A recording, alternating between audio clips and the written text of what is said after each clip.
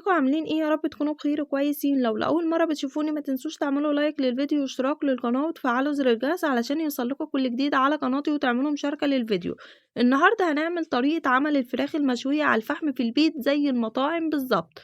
عندنا فرخة تكون من وزن 1.5 كيلو ل2 كيلو، هننقعها في مية وخل وليمون لمدة ساعة. بعد كده هنبدأ ناخد الفرخة بتاعتنا ومن سلسلة الظهر كده وبسكينة تكون حامية وهنقطعها كده للآخر. وبعد كده هنبدأ اللي احنا نشيل العضماية اللي ماسكة الصدرين كده، هنبدأ اللي احنا نفصلها وبتشال معانا بكل سهولة زي ما انتوا شايفين كده. هنبدأ اللي احنا نطلعها ونشيلها. بعد ما شلنا العضماية هنبدأ بالسكينة اللي احنا نقسم الفرخة بتاعتنا النصين. وبعد كده هبدأ اخد النص وابدأ اجي كده من عند كتف الصدر، وابدأ اجي كده من عند المفصل وابدأ انزل من نص الصدر لتحت كده زي ما انتوا شايفين، علشان افرد الصدر بتاعي ويكون زي الجاهز بالظبط.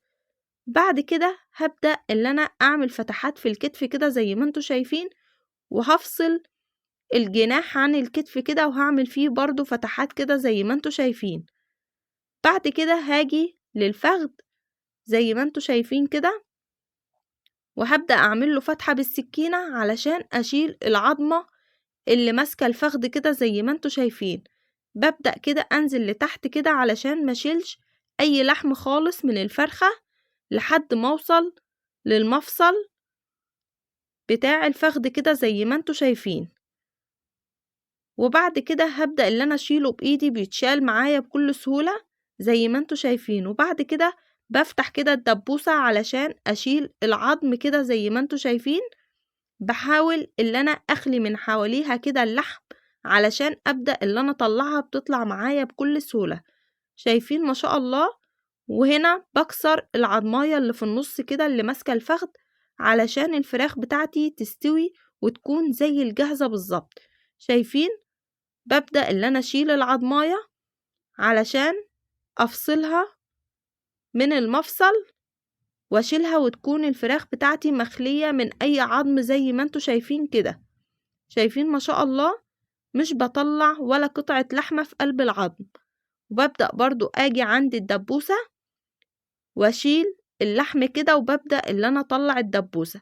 وباجي عند الكتف وببدأ اجي للمفصل وبنزل كده لتحت بالسكينة علشان افرد الصدر زي ما انتوا شايفين كده. وببدأ افصل الجناح عن الكتف كده وبديله فتحات كده زي ما انتوا شايفين. بشيل بقى اي زوايد، وطبعا بغسل الفرخة بتاعتي كويس جدا. وبعد كده بحضر التتبيلة اللي هي اهم حاجة. عندي كوب من المية، وعندي نص كوب من عصير الطماطم او طماطماية كبيرة نكون بشرينها، وعندنا بصلة تكون مفرومة بحجم وسط برضو، وعندنا التوابل اللي هي اهم حاجة.